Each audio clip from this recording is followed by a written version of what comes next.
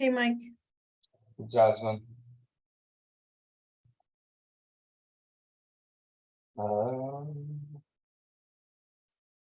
So, hey, Jasmine, one thing is you pay attention to the participants. You have to, there's probably a better way, but for now you just need to click them to allow to talk, which will bring them into the room. Okay. Okay, can everyone see the slide Pasadena 22 opportunity? Sign up now. You guys know what you see, Sanjay? Yes. Yeah. Okay, thanks, Kyle. Welcome this evening, and this is a one of I think this is our second presentation really as Massive Capital and doing our webinars. This is our first time of kind of officially doing Pasadena as Massive Capital, and I want to welcome everyone tonight to this, and we'll get this started.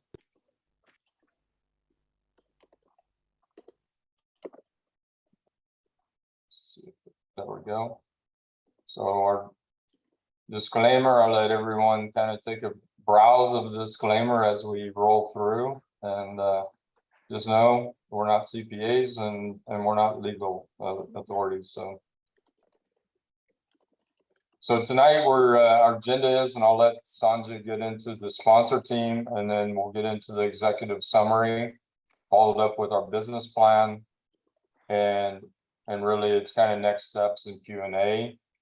We want to, so part of this will be introducing a little bit of the Massive Capital team, and also then get into this opportunity for people that, are looking for a great opportunity for an investment with returns, but also, a confirmed opportunity to have, depreciation for this year in 2022, the last year of 100% accelerated depreciation. So the sponsor team, I'm going to let Sanjay jump onto this, and I'll let you go through, Sanjay, talking about the team and introduce yourselves. I'll do a quick introduction of myself, and then Sanjay, if you can cover yourself and Ajit a bit, Shariah. So many of you may know me or not. My name is Mike Bailey with Massive Capital. I've got, I've been in oil and gas for over 30 years, and I have another few businesses that I have started and run and operate, including a travel agency and a water station technology. I've been in the real estate for quite a few years, and over the last couple of years now, I've leaned heavily onto my multifamily group. I've joined a number of masterminds, participating with mentors such as Grant Cardone and Rod Cliff and Brad Sumrock. Over the last, year and a half, I've, been in the process of acquiring assets, both on an LP side that I've invested with other operators, and then as myself and with some other partners and with Massive Capital, have accumulated over 600 units and upwards of 80 million, including some properties that we'll talk later that will be closing this week. So just want to pass that on, and I'll pass it on to Sanjay to go ahead and do the rest of the introductions. Thank you, Sanjay. Thank you, Mike. So guys, Sanjay Agarwal, good to see Dhavnish, Hitesh, you guys here. As Mike said, 4 of us partners came together for Massive Capital earlier this year, but individually, each one of us have a little bit different experience in real estate. For me, I worked in corporate world, Caterpillar, Capital One, Barclays for about 17 years, and various roles. Been in full-time in real estate since 2016. I've gone through a full cycle of about 800 units for multifamily only. And now within Massive, we have a portfolio of, we're about 400 doors this year. So, I have my single family portfolio that I run separately, and real estate has always been a focus and interest for me. So originally started as a mechanical engineer kind of journey with business school through Booth School, University of Chicago, and then full-time real estate after the corporate role. I'll introduce Ajit a little bit. He couldn't be here today. Family always comes first, family for us in Massive Capital. Ajit, he's a CPA by trade. I met Ajit in 2016 through another real estate group. Ajit has been part of some of my early multifamily deals. And, we worked together on a new development project earlier. And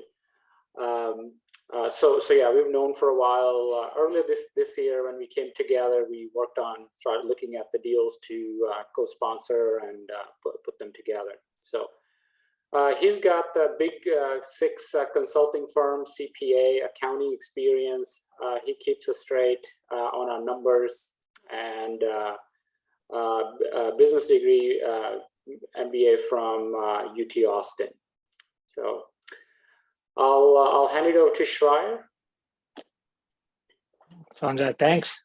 So I'll build up with Ajit a little bit. So Ajit has been my partner for the last 3.5 years, for almost 100% of my commercial deals. So I met Sanjay through Ajit. I met Mike through Ajit. I heard about Sanjay. I saw his work before I met him. So when we came together, we almost went through a one round of vetting process before we met and came together as a team. Everybody, I'm Schreier Khan. On the commercial side, on the corporate side, started as engineer, downstream manufacturing refinery, been working at Shell for 14 years. First,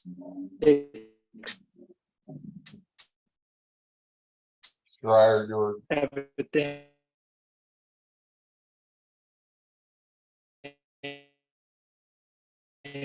First 6 as an engineer, then I managed chemistry. Then I got my MBA from Rice.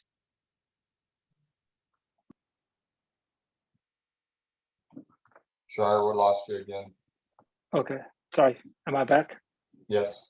Okay, awesome. So back to it. I think we met everybody. I met everybody via Ajit, and we all saw each other works before we came together as a team earlier this year. Me personally, work at Shell 14 years, first 6 as an engineer, electrical, then mechanical, then went to the finance organization after my MBA, did corporate planning, strategy. Then I was a CFO on the refinery that we sold to Pemex. Then I came to upstream. At my current capacity, I report to the CFO of upstream global deepwater business as a business transformation manager. It's about a little over $20 billion business. I took a sabbatical earlier this year to focus on the real estate all the way. So I had 2 businesses, residential and commercial. On the resi side, I have a 6-people team that we buy about 70 to 80 properties a year.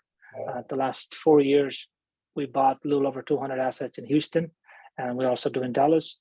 And on the Massive side, we decided to grow the commercial, especially the multifamily, earlier this year. That's how we came together as a team.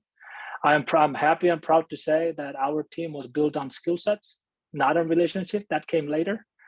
Interesting fact is that us as Massive team, all of us put together the last 5 years, we bought a little over 400 properties across land, residential, industrial, office, and also apartment.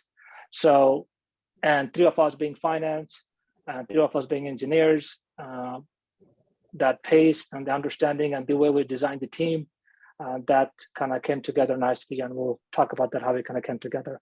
Behind us, we also have 3 other junior partners. We have a finance manager that reports to me, and we have Jasmine. She works hand in hand with Mike, and we have another person, Ramiz. He's our acquisition manager. He works hand in hand with Sanjay as well. And on a typical day-to-day process, I work as a CFO, Sanjay as a COO, Mike as a CIO, and Ajit comes in as a Chief Development Officer. We buy land to do Class A development, and we also buy Class C assets, and we'll walk you guys through in 2 slides down how that's kind of coming together. So that's our team. We started December, and our first asset was Pasadena. Then we purchased more assets. But let's go to the second slide. Next slide, please. Coming. Thank you. So we have 2 groups that we kind of work together for this Pasadena. It's a big project. We want to make sure that our team was well-rounded. As we are coming in, we were new as a team. We bolted our skills with Amy. Amy is TM1 Properties, and she's one of our lead sponsors there. She has been in the industry for a while, and she has full cycled over 8+ properties and been in the business for almost a decade. She came from the construction side of it, and she was the one who identified this asset alongside with Justin. And then Ash, he's our advisor and also our partner in this deal. Ash has 57 or 58 active deals at this point in time. He has over $1 billion loans. He has helped us with the guidance in terms of the negotiating with lending and also the seller. And also we have Will Gibson. He helped us on the equity side, also the investor relations as we kind of took on this project.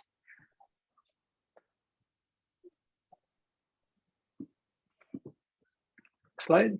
Yeah, I'm trying. Thank you. All right.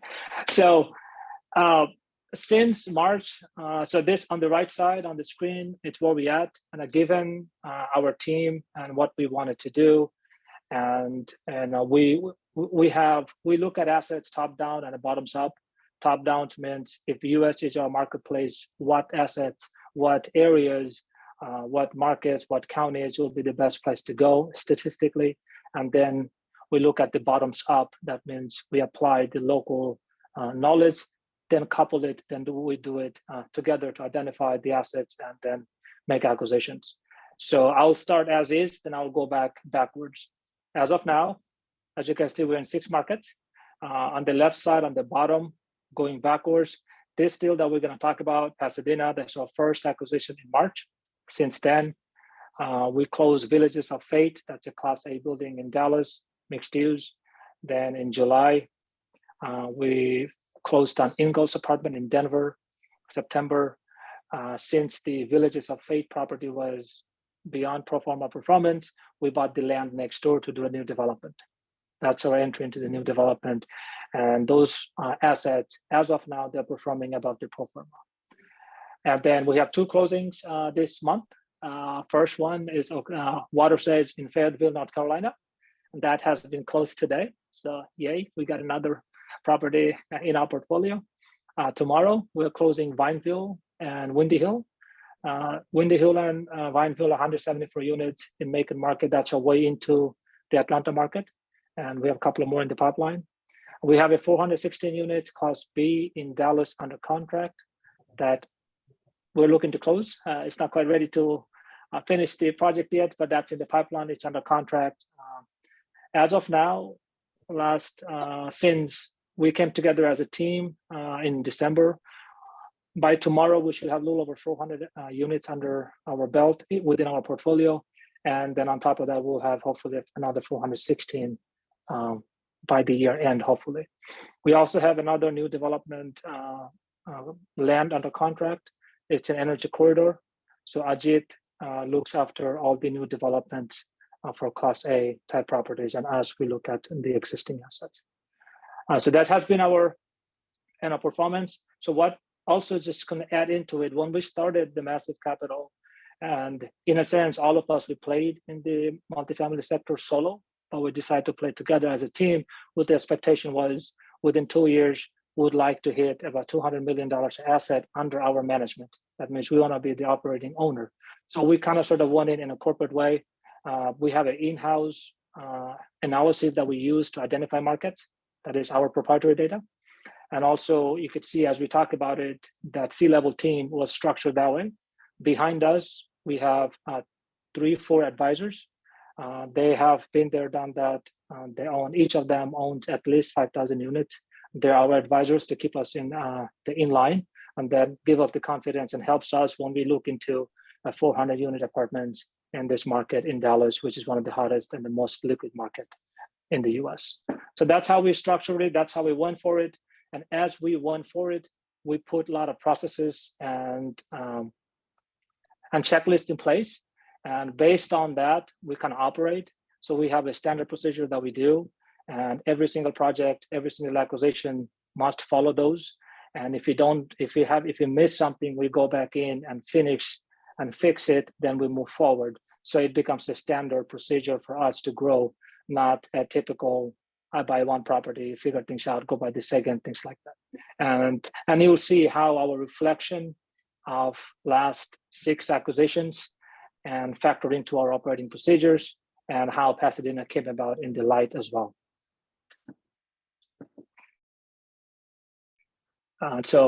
Again, those are active markets. And when we buy, so we are a finance heavy organization. So we buy with the investment hypothesis.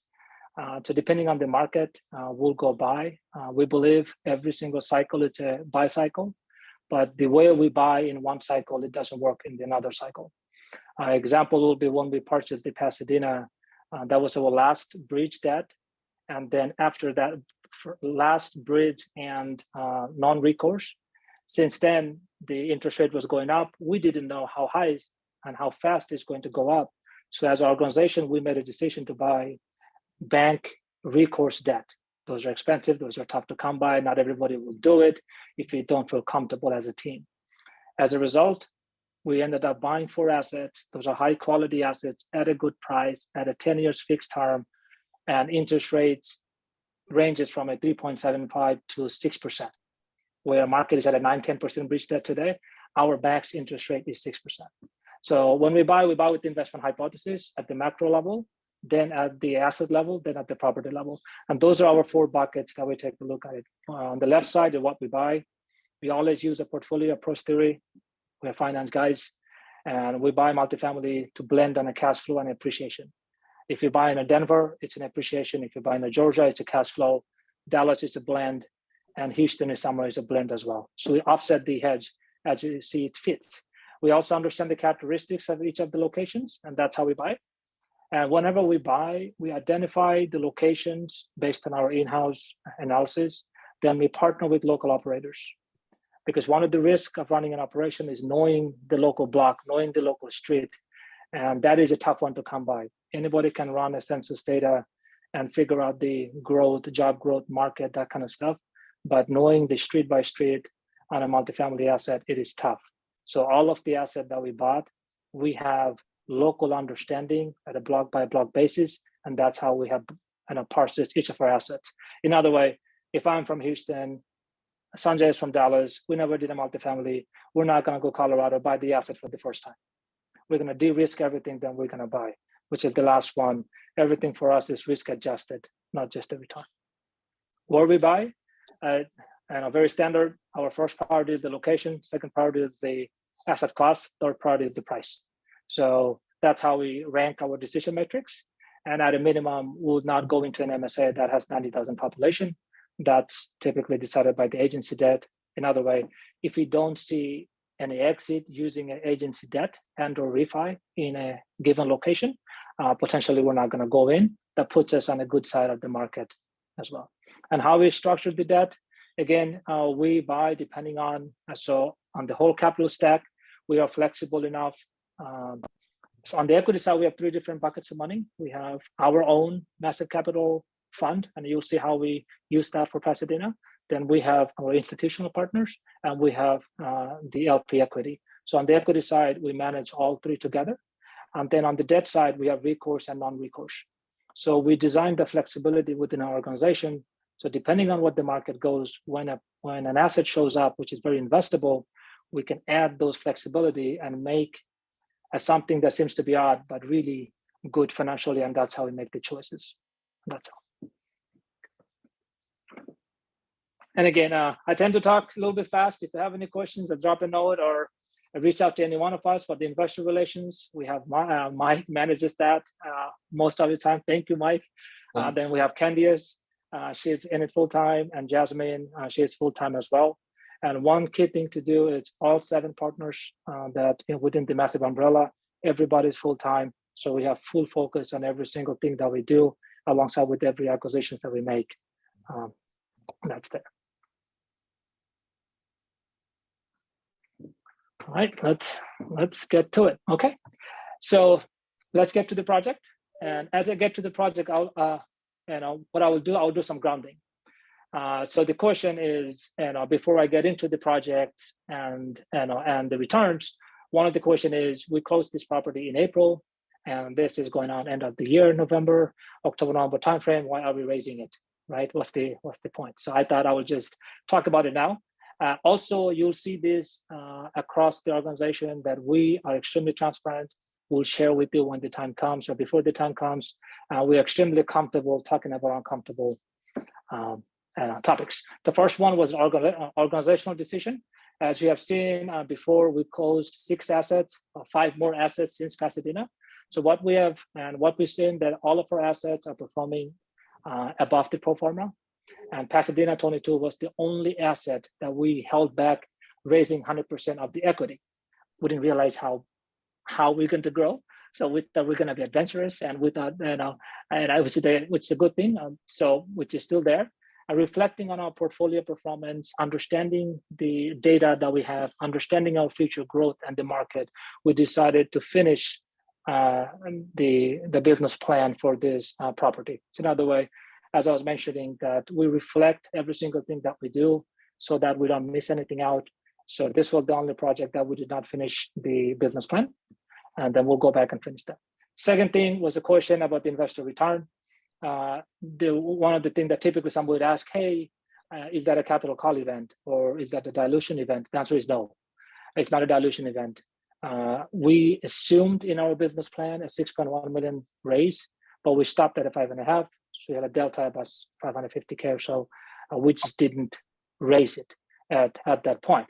And also at that point, we assumed that 6% rate cap will hit next year, not this year. So we saw the rate increase come in. We didn't realize it's coming that fast. But again, point is, we're not diluting anybody's position. It's there. So overall return is still the same. And also 100% depreciation. We're getting a lot of ask for depreciation related investments for this year, because 100% depreciation will go away is going away after 2022. So this is one of the projects we could place equity with a sure shot. It's in there, and almost, I believe, first year about 60%, almost 60% synthetic loss. In 3 years, it's almost 100%. Project pipeline. We'll be raising 3 more projects in the next 4 months. As I was mentioning, we have the land and the 416 units. But so we want to make sure that our house is clean. We completed all the business plan.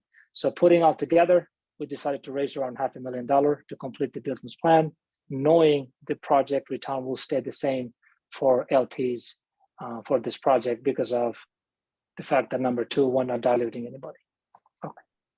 All right, let's get to the project. Thank you. So it's a Class C building in a Class B location. Now, interestingly, it's a Pasadena.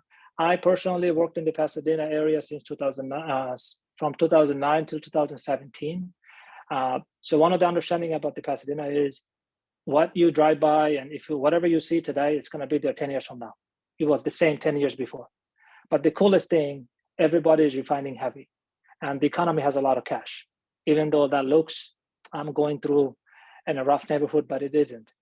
Example is that on a median household, median price for a house in the Pasadena area, it's about 150 grand. But on the parking lot, on average, it's about $70,000 worth of cars and boats. So people have money, and we understand the Pasadena area. So when we saw that asset, we got really excited. And so our purchase price was $17 million. It was 226 units, 2 assets put together, $75K a door. In March, it was a really good price. Even in today's market, it's a really good price. Price per square foot is $96 per square foot. We pay attention to the price per square foot very heavily. not quite on the price per unit. That's because we get paid on a price per square foot, right? The rent is price per square foot. So it is a very keen number for us. And we tend to be, we tend to have at least 10 to 15% spread, which is below if we buy an asset for $100 per square foot, typically, we want the as-is rent to be about $1.10, $1.50. That gives us a lot of breathing room. Projected average cash on cash at that point in time is 9.7%, 2x multiple, 5 years hold, and it's about 75 grand was minimum investment. Again, this is a 506C, so we can talk about it. That assumes we'll be engaging with everybody who's accredited. That assumes that the audience has a solid understanding about the multifamily. So in this presentation, I'll try to keep things at a high level. But if you have specific questions, we can, let's catch up outside this, or I'll take the action. We'll follow up with you outside this meeting. On the left-hand side, it was 17, almost 18 IRR, and total equity raise was 6.1 million. And that's one of the things, as I was mentioning before, we raised a little over 5.5. We have that plug empty for a later part if we need to raise it. And that's what we're raising right now. Okay, next slide. Thank you. That's a typical standard return. It's on a simplification, on a simplified way. If someone invests $100,000 with us, what would the cash flow would look like? Now, if we're in March, that is the cash flow that we have projected, which is 5.5% dividend payment year 1, then 9, then 10, 11, and 12, and the year number 5 we exit. Interesting thing we're gonna I want to point out. Look at the bottom left. That we knew, we saw the rate increase coming. We saw the exit volatility coming. So we underwrote as exit cap of 6. Highly unlikely in today's market. We're still good. 5 years from now, I don't think so we'll hit 6 cap. Will be way below the 6 cap. That means that when we came into the project, we're extremely bullish in the price, and the numbers will go around. What it means is that our first year 1 dividend cash on cash return has moved a little bit, went down a little bit, but in the second year, we're going to catch up.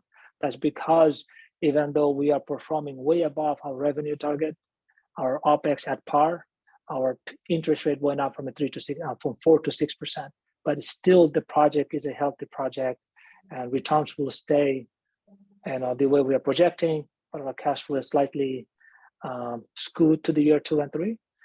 So for us, when we modeled it from the LP perspective. It's LP first philosophy. We have 7% pref return, then 70-30 split. And us as a GP team ourselves, we invested of our own money around 1.4 million out of the 5.5 that we raised. So that has been our core principle as well. 100% of the deals that we have done, we issued more check than a typical on a usual LP basis. So we feel comfortable to say we like the deal, we do it for us, we do it for other LPs, and we are vested as much as our LP investors are vested. So LP first has been our investor first has been our philosophy for all the projects till now, and will be till we move forward. Hey, Shah, you also want to clarify the cash flow starts from the Q3? Thank you. So in our model, we assume that cash flow starts on a third quarter. In March, we assume that our first cash flow will happen in the third quarter of the year. So we bought that in April.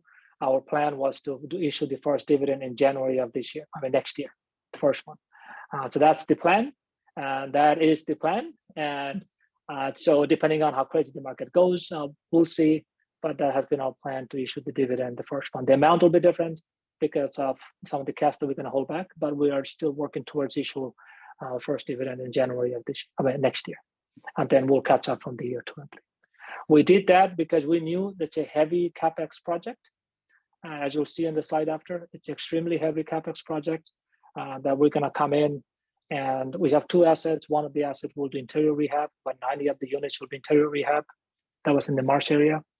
Then the exterior rehab, then the increased other income and tighter asset management. That was the plan when we came in. Oh, sorry. Yes, thank you. That's fine. And then, as you know, that the interest rate increase happened. So what we have done is that we went to number 3 right away. And just to kind of give you a flavor, we went to number 3 right away. And then we went to number 2. Now we are going back to number 1. So we went backwards. We looked at it and said, where do we get the biggest bang of the buck? So what we have done, you'll see right away, we went to number 3, but to do the number 3, we have to do a number 4. So we brought in property management that we know, we have worked with them before. And we brought in the culture of the inclusiveness. So in other way, in a simplistic term, we wanted to be the property that has the most amount of parties in that location. So now, as of now, I think we have 6 events so far, last 6 months. So once a month, almost, we're hitting an event where we're bringing the families and the kids and the pool party, YMCA, this or that, ice cream parties, you know. So that kind of a thing, we're trying to build that. Because what we see, understand, is the Class C typically. Rehab is the last thing we want to do. Is the operational, is the moment when they call us, we're there. And it's caring, showing the care and doing what it takes, that and indicating that we care, we're there with you. That means a lot. And that helped us a lot to increase the rent already, which is above the pro forma. That also helped us to offset some of the cost increase we have seen because of the higher interest rate. Right? So Mike was like, I want to show the asset. I'm like, good. You want to go back? No, it's fine. my wheel gets caught. I get my finger It's fine. caught. So this is what we can share. I mean, and the very first slide on the beginning, there were some assets, but this is what the asset looks like now. The embers has been the core of the strategy, where we're doing most of the churns. So as you see, to share that assets are working, new management people place in time. So new management company is in place. We started the exterior work on the top left, and of almost 70%, 60% of the exterior work is done. And then on the other property, Fieldstone, we started doing the interior rehabs. So as you can see what the rehab looks like inside. So 2 properties, 2 different strategy. We're executing on the strategy. We had the bumps along the way. We made quite a bit of headway on top of the interest rate increase, and still we're performing above the pro forma. But NOI basis, we are about 2.5 months behind. Hopefully we should be break even within the next 45 days, and then we should be on the green moving forward. So it's been an interesting project. It's been quite a bit of learning. Just if you think about it, we brought in a bookkeeper. We let go the bookkeeping team. We brought in a CPA team. We let go the CPA team. So we have a good CPA team now. We brought in the management company, and then we had a new manager. We replaced the manager already because of our performance. We have a new manager. We kept the same management company. We went deeper into it. So it's a very intense management that we kind of, we spend quite a bit of time, and that's how we manage as well. On the back office, we run the financial data. On the front office, Sanjay is here. Sanjay, every 20 days or so, you're in Houston from Dallas, and he's talking to the property management, the regional manager at least every other day or so. And plus we're on a phone call with them almost every week. So, and that's how we manage all of our assets as well, both in town and also out of town. Bottom 2 is the Fieldstone. Top 1 is the Embers property. All right, so what I will do, it's about, we're 38 minutes into it. I'll quickly glance through the section of it. It's a Pasadena. We like it because it's a cash heavy, right by Houston. And one of the best thing about this location, there is no more land available for any new properties.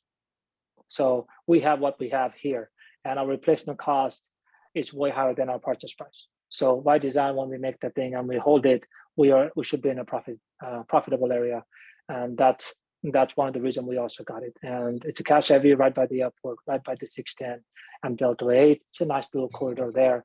And as you can see, Pasadena 5 years ago used to be the cash fan for the rentals. Now it's not. The rent is pretty high. 3 miles from there, there's a new development. I think that came in. They're charging about $1.90 a square foot versus we are $1.22. That all bills paid. So it's a good, solid location based on our understanding and also our local understanding. Okay. And those 2 assets, those are the locations. They're within about 6.5 minutes apart. So we have the same property manager managing this, those 2 properties. So That's the cornerstone of the property management company. We have 2 location managers. We have the Fieldstone, the larger one, and Embers, the smaller one. But Embers is the more work heavy, and we have 2 more. So we have 2 in the front office and 2 in the back office, which is out in the field for maintenance purposes. So 4 people, 4 and 4, 8 people organization that we're running it. Now, some may say that's kind of sort of not quite efficient. We understand that's because also we want to make sure that we are getting the optimal amount of rent growth. We're fixing it, all the deferred maintenance that the previous owner left.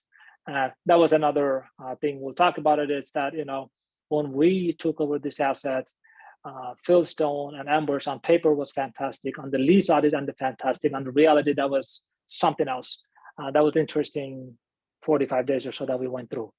Okay, but we met the headwind. So overall, 2 locations very close to each other. So Embers is the small one. When we purchased it in March, as you see, the rent per square foot was 99 cents, and that was all inclusive. All bills paid 99 cents. That's the lowest of the low. And adjusted for all bills paid, it's about 86 cents. That was the purchase price when we did. Let's go to the Fieldstone one. Now, Fieldstone, it's a little bit bigger. It looks better. It feels good. So it's $1.22 per square footage because the coolest thing about Fieldstone, we own the whole block. Like literally, you have to drive at 40 miles per hour, at least 2.5 minutes to get to the beginning and the end of the Fieldstone. So you get pretty wide coverage of the that Fieldstone is there and the whole presence. So adjusted rent was $1.09, and the market rent, the total rent was $1.22, which was slightly below, quite a bit below the market when we purchased it. So as you can tell, Embers for 99 cents, Fieldstone was $1.22. So our goal business plan was hold Fieldstone steady and come back to the value add on the Fieldstone. And that's how we went about it. That's how we executed it. And if you drive by today, and that's what you'll see as well. One thing we're doing on the going back to Fieldstone, Fieldstone had an office that was in a unit. We are converting the unit into an office. So we bought that as 137 units in about a month or so. It's going to be 138 units at a 6 cap. That's quite a bit of improvement that we have as well. All right, and so there was the financial detail real quick. I'll go through it. Our loan was $14.5 million. It was a bridge debt with the rate cap at a 6, and with the 3 years term with a 2 1-year extension. If you go back, and I would say if you Google today with, I would say, St. Louis Fed rate increase, you'll see that 2023, 2024, it caps out. Then 5 and 6, it goes down. So we bought a 2022 plus 3 year 2025. The rate should be coming down to much lower than what we have. And then we have 2 1-year extension at 1 point each. So we felt very comfortable with how we structured the debt coming in March, not knowing how fast, how high rates going to go up, because we started at a 3.9. Our ceiling was a 6. We modeled it at 6. Next year, it came earlier, right away within 3 months versus 16 months. But we're fortunate enough to go back in and increase the rent right away because of the operational or the community, then the exterior, then the interior. So it was a pretty good effort for us. We're happy based on the outcome that we have. The revenue, we're performing 2 years out. OpEx, we're performing in line. Even though our NOI is in the negative zone, but that's something beyond our control of the market, right? But all in all, we're extremely happy with the performance of the asset as of now. Hey, Shrine, do you want to clarify the interest rate on the previous one? Yes. So the rate, the interest rate, once again, make sure that I go. So interest rate here is what we have 3.9% bridge with a 6% rate cap, right? That means after 6%, we don't pay anything. So based on the market, we are paying at a 6% fixed rate for next 2.5 years. So we don't have any rate increase anymore. So in other way, the property is right now at a 6%, and we will expect to write that for another 3 years or so before we sell. So that's the rate.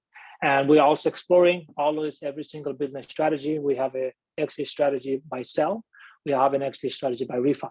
So we continuously underwrite the properties to identify what the best time to do what. And if the time comes, if there is a time we believe a refi will trigger 50-60% of the money back, and 5.5% of fixed interest rate plus 3 more years of IO will do so. And we're not there yet, but we're continuously taking a look at it. Yeah, so this is our sources and uses. On the left side, as you know, $6.1 million equity raise, and 4.5 was our debt, total $21 million. On the right side, the renovation budget was 1.9, and the closing cost of $1 million, and then 20 was all things. For what we have done to preserve the interest rate increase, we have shuffled or phased the capex. We slowed down the capex and went to the exterior first, and now, since we have stabilized the property, we know what our max interest payment looks like. We're all in for capex, so capex is going pretty full swing now. So I think next month we'll fix the office and the fieldstone. Then the amenities going in Embers, and we're also doing the interior rehabs in the Embers area as well. So capex is in full swing. Sorry. Thank you. No, that's fine. The depreciation, slide after, that's the best thing, as you can see. 60% loss year one, about 170% whole year 6, but about 110% in first 3 years. So the longevity of the asset is going to be more than 100% depreciation. And again, that's if we depreciate it this year, right? That's one of the reasons we opened the project. Let's get some depreciation as much as we can. And then next year we'll go back there as well. This was our secondary reason to go back and open the $500,000 raise as well. Yeah. Let's go to the next one, Mike. Okay, this was a cash flow, I think, lack of time. I can give you a high level. We always share our assumptions with this yearly basis in all of our decks. On the top, you could see our rent increase was very less, 3%, 5%, and 2% annual increase was 3.2 as well. So when we came in, our model assumed the $1.17, $1.17 all inclusive was our rent, and 16% was vacancy. So what happened? Our rent is higher. It is around $1.22. So we're using that to offset the interest payment added revenue as much as we covered. And also what we saw to put ourselves in a good spot moving forward, we need to accelerate the capex and the churn that we have. So we are by design taking a bigger hit on the occupancy this month, especially on Ambers, to do a house clean. So our secondary house clean, second round, so that we come back out next year pretty stabilized, clean, rehab the property and ride the whole 2.5 years remaining for this project. So our occupancy this year is this month it's gonna take a dip. YTD will be about 19% or so, but those are by choice and overall performance. So what's gonna happen? Our NOI, our cash distribution to members, which is the third line from the bottom, $340,000. That's gonna be different. Part of that, it's because of the additional interest payment that we are making, and part of that is by choice because we wanted to take all the hit early on the delinquency so that come out next year we have a very clean property. A majority rehab is done, exterior and interior, and we have cleaned up our tenant base as well. Fieldstone, we already done that part of it. We're in a very good spot. And Embers, this is the time we're going through. This month, it's a big one for us that we plan for it. And in about 45 days, we should be up and running. And yep. Okay, we also shared the fee disclaimer. Sponsor carry 30% of it, 7 pref, then 70-30 split. Asset management, it's a 2% of that. Acquisition fee, 2.5%. This deal was a mess. It was an interesting deal. We had to negotiate with lenders, seller twice, save it 3 times. It was an interesting one. Then dispo fee, 1%. That if we can perform what we have performed. So if once we return the 18 IRR, once we return the cash that we expected, if we hit it, then there's a dispo fee. Otherwise, there's no fee. Refinance fee, we held that as a plug. We didn't know what we have to do in terms of how the refi would look like. That's a refi fee we assumed in our business model as a plug to weather the economic ups and downs that we're going to have. And if we can, again, that's after all the fees, number 4 and 5 after delivery, nothing comes at before delivery. Construction cost, it's a 5%. We have full focus on a $1.8 million of CapEx that's happening within 9 months. So we allocated 5% of that so we can hire a resource with a dedicated focus for the construction fee. And as I was mentioning, transparency is a big deal for us. We as a partner, we thought we were going to spend 1.3. We ended up investing more than 1.3 of our own capital into this deal so far. And we feel extremely comfortable as well. So I'm about 10 minutes into it, so I'm going to stop here. It's a lot to digest, but if you haven't, obviously you'll have some questions, please reach out to us. And me, Mike, Candice, Jasmine, if you guys have any questions or anything like that. And if you want to sign up, it's on our website as well. Syndication Pro linked into our website. Once you sign up, you should see it by tomorrow. Right. Yeah, so I wanted to as well, I'll take a chance there to let Jasmine introduce herself while people assume some questions or anything. Jasmine, you want to introduce yourself quickly? And so, because Jasmine will be somebody that many of you may be talking to in the future as you're investing or working through the processes. Awesome. Thank you, Mike. Yeah, my name is Jasmine, and I've been in Massive Capital since around March, and I'm in investor relations. So I see a lot of names that are familiar, and some of them are not. So I would love to connect with you. And my job is just to answer any questions that you may have, and of course help you have a smooth transaction. So I'll be around. If you have any questions, please feel free to reach out to me. And that's it. Thank you so much. So yeah, get Jasmine's name, number, email as well if you want to follow up. You can scan the QR code as well if you want to go straight to the portal and begin signing up at least, and you'll see all of our investments in our investor portal there as well. And I know Jasmine also she's a limited partner as well in multifamily, and GP and limited partner as well. Thank you. So I think you guys can either put in some questions, you can just you can open your mic if you got a question. All right, okay, Carl. We have some Thanks. questions on okay. Are you ready? Yeah, go ahead, Carl. I've got a couple questions. So Massive you guys put 1.3 million of your own personal funds in. How much of your other investor money did you put in on the project? So 5.5 minus 1.3. That's what you're looking at. So you guys basically put in all the money to get this thing done. We put in 1.3, 1.4 each of our own funds as a part of that 5.2 that we have raised so far. Okay, but who raised the rest of the money? Where did that come from? Oh, us. Sorry, no, it's a partnership. So Amy raised about 1.5, a little bit around 1.2. Justin, I got you. And then, but I think Massive team personally came into the deal with a little over $3 million. Okay. Okay. And then it sounds like Massive Capital, they're the boots on the ground managing the day-to-day operations. That's correct. Only one deal there is 100% of our deals, we're in the asset management. Either we influence or we lead. So we have a business philosophy that unless the GP team has been there, done that at least 3 or 4 times bigger than the asset they will buy, we'll lead the way. And we have boots on the ground as part of the Massive team. This one is a $20 million deal. We're at the boots on the ground. Dallas, we are the boots on the ground. Georgia market, we're not boots on the ground because the partner has another little over 400 units there, so they're big enough. But we still sit on the asset management to make sure that we are there actively with them. And then specifically, though, you guys are handling the construction here in Pasadena.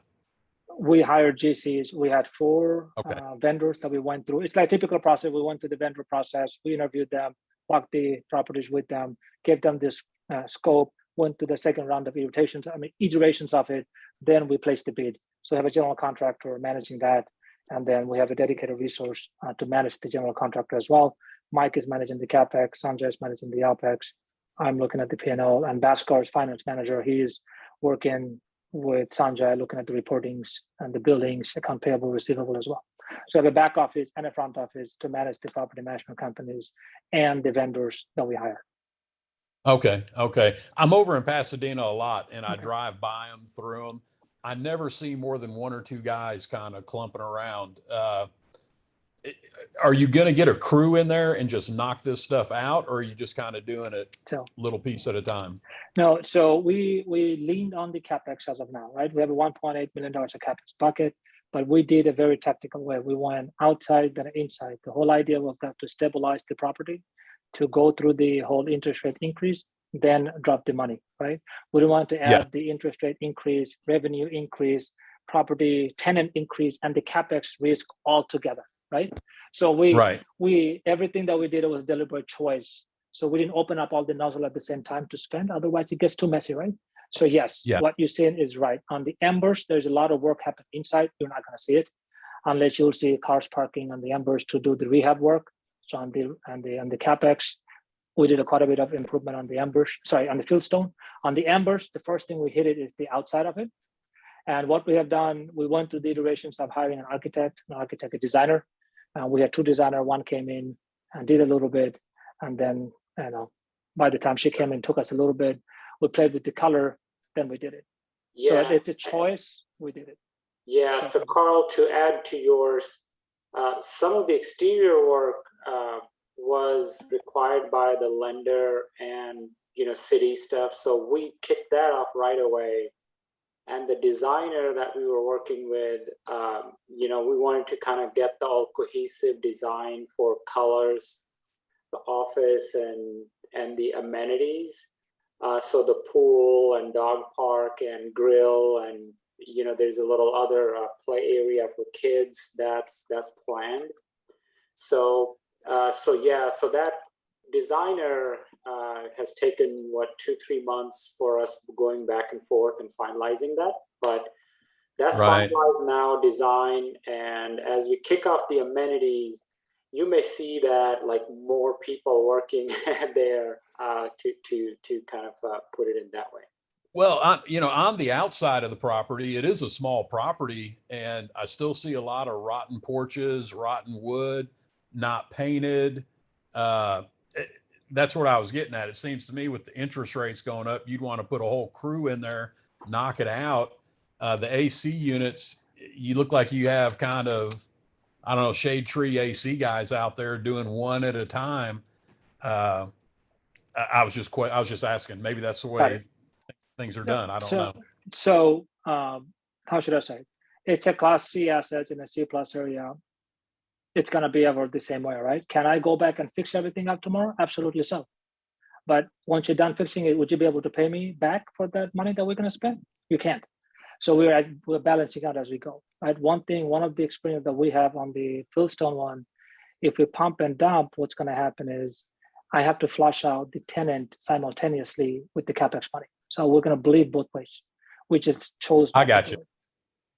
I got you. So, and I would say if you go back after Thanksgiving, and if you go back now today versus what you had about 3 months ago, that's going to be a step change. Okay. And then the Fieldstone, you've got big signs up there saying all units remodeled. So have all the units been remodeled? Whatever came in the vacant, they're coming up remodeled. Gotcha. So, Gotcha. But the 70-75% plus units are remodeled at Fieldstone. Good. Okay. Good question. I like that you drive. That's awesome. But would you work in Pasadena? So I used to work in the Shell refinery, right, on the center street all the time. I grew up over in that area, but I've got rental properties over there, and so I'm in and out of that area all the time. Got it. Good eyes. I had at some point like 13 assets in Pasadena. Then we exited all of them. And this when I saw this, I love Pasadena. Don't get me wrong. I mean, hey, Steve will look, a 1960 Corolla will be 1960 Corolla forever, right? Can we fix everything up? Yeah, we can. But now, I don't want to live in Pasadena, but for the rental market, flips, rent houses, apartments, yeah, it's fantastic. Yeah, fantastic. It's cash flow. I mean, you just show them a little love and care, and that is it. We debated heavily how much do we go. Then we came back and what we have, right? It's not a heavy fix. It's a fix that you feel good adjusted for the tenant base, right? Yeah. No, thank you. Well, thanks for answering my questions. Of course, guys, it's 7 o'clock. If somebody needs to drop off, of course, you're welcome to drop off. Reach out to any of us. If you'd like to sign up, there's a QR code. Mike posted a link in the chat. Feel free to sign up on our website, look up the details, and of course, reach out to any of us for direct questions. But we'll stay here for more questions and anything else. I do want to clarify, and Shrai, you can chime in. The investors who are there from the beginning, we do have a preferred return that is accruing from the beginning. So anybody who comes in now does not accrue from the March, April acquisition. Just to be fair to everybody, it accrues from the time you invest. But other than that, the return numbers are exactly the same that Shrai shared earlier. Thank you for clarifying. It's for us, it's a risk value and time value of money. We're going to make sure everybody's respected and taken care of. So that's why I was making the point early on. We're not diluting anybody, and everything has a time driven. If we start early, clock starts early. If we start late, clock starts late. Thank you, Sanjay. Since we are in a Q&A mode, I'll read the questions from the chat so everybody can benefit. Kyle asks, when does the raise close, Shrai? So we're expecting in about 2 weeks or so. We'll open up tomorrow or day after, and then we're going to wrap up in about 2 weeks or so. So I would say first week of next month. We're trying to time up our second raise and this one stacked up 1-to-1. So if you please sign up on our portal, we should be opening the sign up tomorrow or day after and close up in 2 weeks or so. And if it fills up early, then we'll close out early. So we have yeah, and just to add to that, this is a 506c offering, which means everybody who invests in this have to be accredited investor. So we will need to verify the accreditedness through the whatever the IRS or SEC guidelines are on that. So, but it does allow us to open up and advertise openly in public for this. Yeah, we will be sharing the slides and recording, right, Mike? Yes.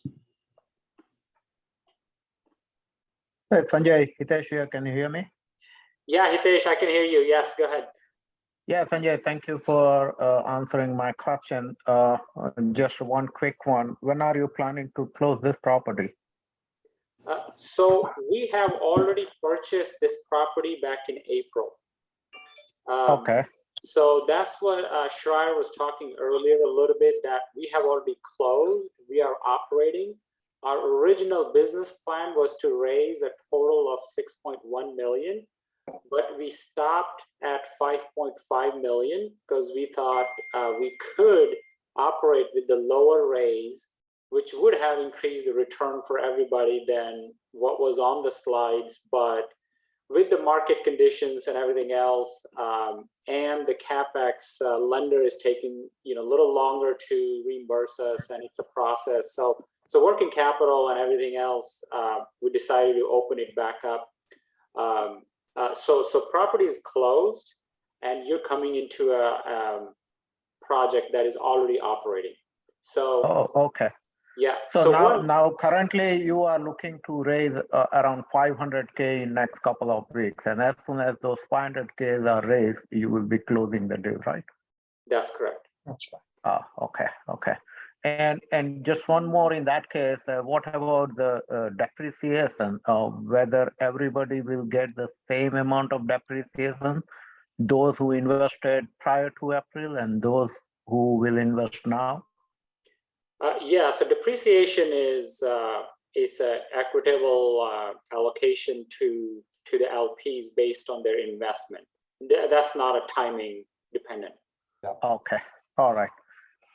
Got it. Thank you. Yeah, of course. Dhavnish, yes, you can invest as an LLC. We will need to verify LLC as accredited for LLC. Robert, a minimum investment, I think we put it out there for 75 as minimum, but we do have some flexibility to go to 50 if needed. Kyle, current occupancy rate. So Fieldstone, we are, as of beginning of October, we are sitting at 92, 93% with the projected October close at 96%. Ambers, we were at 90, right at 90%, but we're projected to drop Ambers in mid 80s, 85, because I think I just authorized like 11 evictions last week, so that will go through, and that's the plan for Ambers, is to clean out non-paying rents tenants, because not only we don't get the rent, we end up paying for utilities for tenants to live there. So the best thing for us is clean the house as much as we can.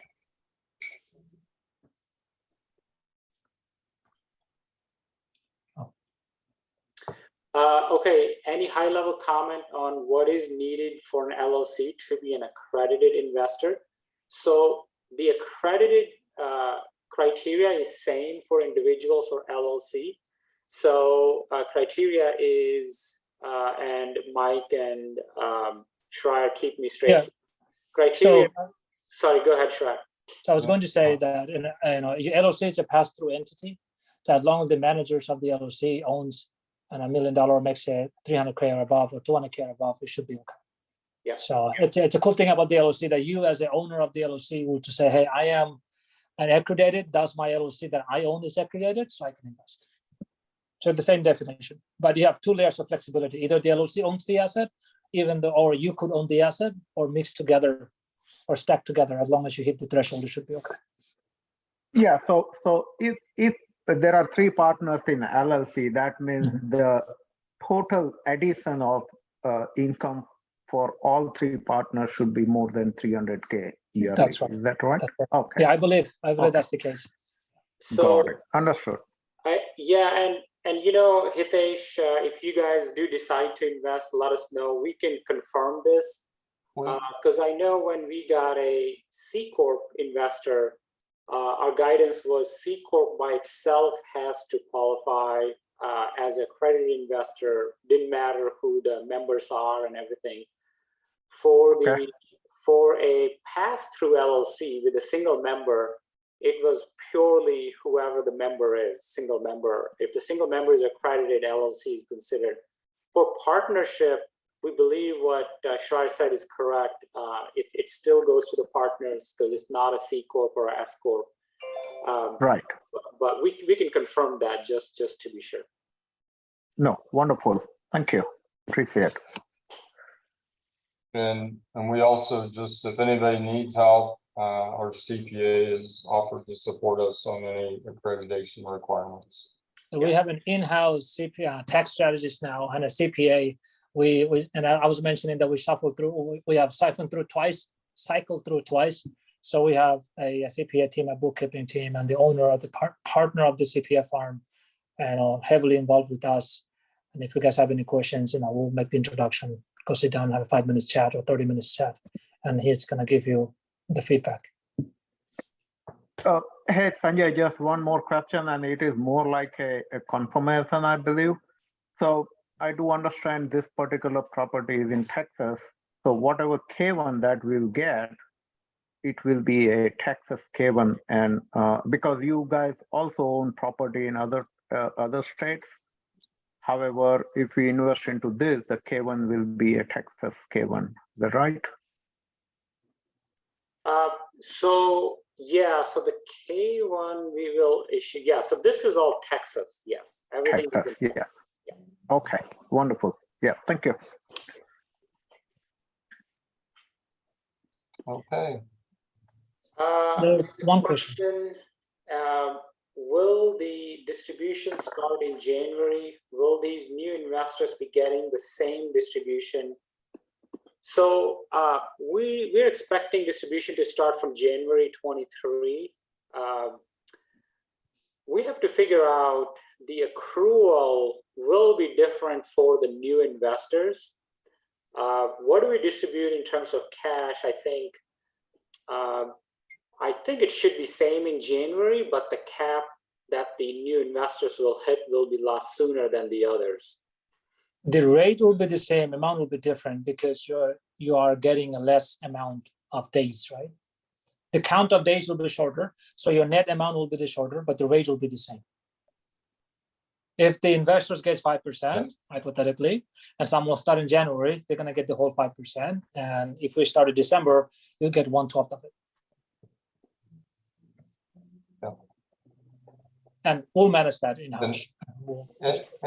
Yeah, and I also noticed a few people joined late. We may have something between EST, CST. So everybody just know that we will distribute the recording of this, as well as a copy of the main slide deck.